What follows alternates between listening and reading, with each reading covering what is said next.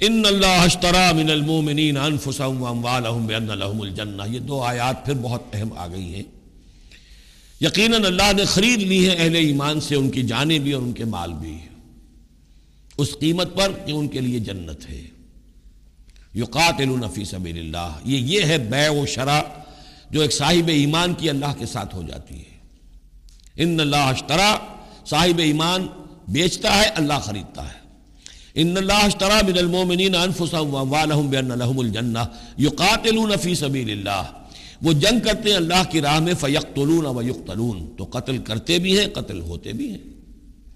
70 قتل کر دیے انہوں نے قرشی میدان بدر میں، 70 شہید ہو گئے دامن احد میں۔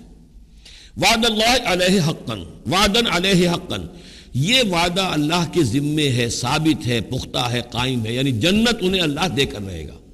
اس میں اصل میں جو بین السطور کہیے یا جو بھی جو چیز پس منظر میں ہے وہ یہ ہے کہ ایک سودا ہوتا ہے نقد، آپ نے مال دیا اور قیمت لے لی، بات ختم ہو گئی۔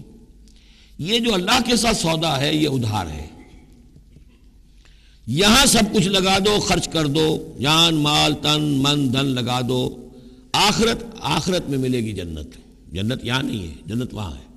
تو چونکہ ادھار کا سودا ہے اس پر دل میں کچھ نہ کچھ دغدغہ رہتا ہے۔ نو نقد نہ تیرا ادھار والی جو مثال ہے کہ 9 نقد نہ تیرا ادھار، ادھار کی 13 سے بہتر ہے کہ 9 جو نقد ملتے ہیں وہ لے لیے جائیں۔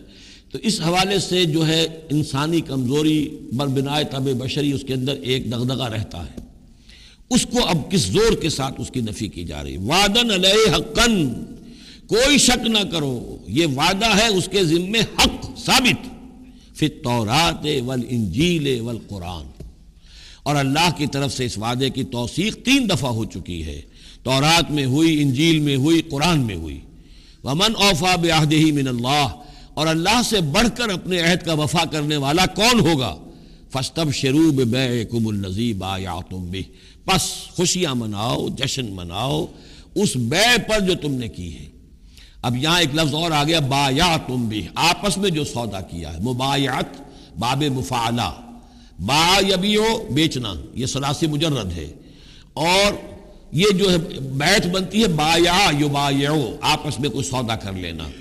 تو فاستبشروا ببیعکم الذی بایعتم بہ، بس خوشیاں مناؤ اس بیع پر جس کا سودا تم نے اپنے اللہ سے کیا ہے۔ یہیں سے لفظ بیعت نکلا ہے۔ بیعت کیا ہے؟ ایک بندہ اللہ کے حوالے کرتا ہے اپنے آپ کو، لیکن چونکہ اللہ تعالیٰ تو سامنے خود موجود نہیں ہے، اس وقت اللہ کے رسول تھے، تو بیعت ہو رہی ہے اصل میں تو اللہ سے، بیع اللہ سے ہے اور بیعت رسول اللہ سے ہو رہی ہے صلی اللہ علیہ وسلم۔ دست مبارک اللہ کا نہیں ہے بلکہ اللہ کے رسول کا ہے۔ البتہ ایک جگہ ہم جا کر دیکھ لیں گے کہ فرمایا گیا کہ ایک تیسرا ہاتھ اور بھی ہے، انویزیبل ہاتھ، غیر مرئی ہاتھ اللہ کا بھی ہے، ید اللہ فوق ایدیہم، اللہ کا ہاتھ ان کے ہاتھوں کے اوپر ہے۔ تو یہ بیع ہے، یہ سودا ہے، یہ ایمان کا لازمی تقاضا ہے۔ ان اللہ اشتری من المؤمنین انفسهم واموالهم بان لهم الجنہ یقاتلون فی سبیل اللہ فیقتلون ویقتلون وعدا علیہ حقا فی التوراۃ والانجیل والقرآن ومن اوفی بعہدہ من اللہ فاستبشروا ببیعکم الذی بایعتم بہ وذلک هو الفوز العظیم۔ اور یہی ہے بہت بڑی کامیابی۔ اللہ تعالی ہم میں سے ہر ایک کو یہ توفیق دے کہ اللہ کے ساتھ یہ بیع و شراء ہم کریں، اللہ کے ساتھ سودا کریں اور اللہ تعالیٰ کے ہاتھ اپنے جانیں اور مال بیچ دیں۔ اب اس کا جو ظہور ہوگا انسانی شخصیت میں وہ کیا ہے؟ یہ آیت بھی بڑی ہی گمبھیر اور بڑی جامع آیت ہے، بہت جامع آیت ہے۔